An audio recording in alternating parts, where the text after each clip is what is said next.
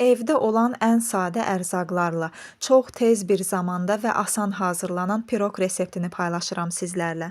2 ədəd yumurtanın üzərinə 1 çimdik duz, 200 ml stəkanla 1 stəkan yarım şəkər tozu əlavə edib qarışdırırıq. Və daha sonra üzərinə 1 paket vanil, 200 ml stəkanla 1 stəkan duru yağ, 1 armudu stəkan qatıq və 650 qram un, yəni 5 stəkan və 1 paket yarım da qabartma tozunu əlavə edib xəmir yoğururuq.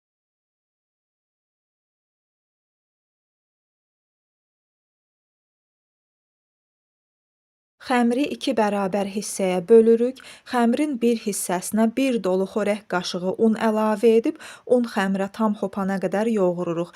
Digər hissəsinə isə 1 dolu xörək qaşığı kakao əlavə edib yoğururuq.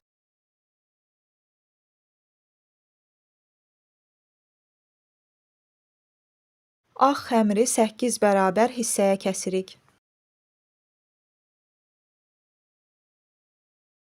Xəmirə videoda gördüyünüz kimi forma verib qoyuruq kənara və keçirik kakaolu xəmirə.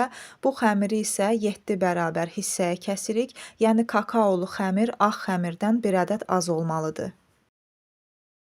Deməli dostlar, mən xəmirləri neçə hissəyə kəsəcəyimi soba listimə uyğun təyin etmişəm. Mənim soba listimin ölçüsü 30-un 26-yadır. Əgər sizdə soba listi daha iridirsə, o zaman xəmirləri bir çox hissələrə kəsə bilərsiniz. Məsəl üçün, ağ xəmiri tutaq ki, 10 hissəyə kəsdinizsə, o zaman kakaolu xəmiri 9 hissəyə kəsirsiniz. Xəmirləri videoda gördüyünüz qaydada uzun forma verib soba listinə sıra ilə düzürük. Ağ xəmirdən başlayıb ağ xəmirlə də bitiririk.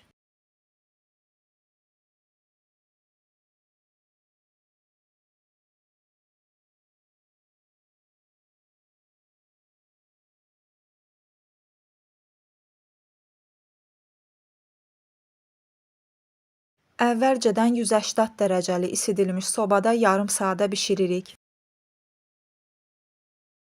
Piroq soyuduqdan sonra əks tərəfə çevirib, üzərinə istənilən mürəbbə şirəsi çəkə bilərsiniz. Mən burada şaftalı mürəbbəsinin şirəsindən istifadə etdim. Sonda da üzərinə biraz kokos qırıntıları səpdim. Çox ləzzətli, ağızda əriyən, gözəl görünüşlü bir piroq alındı. Mütləq hazırlayın. İzlədiyiniz üçün təşəkkür edirəm dostlar. Like edib kanalıma abunə olmağı unutmayın. Hələlik.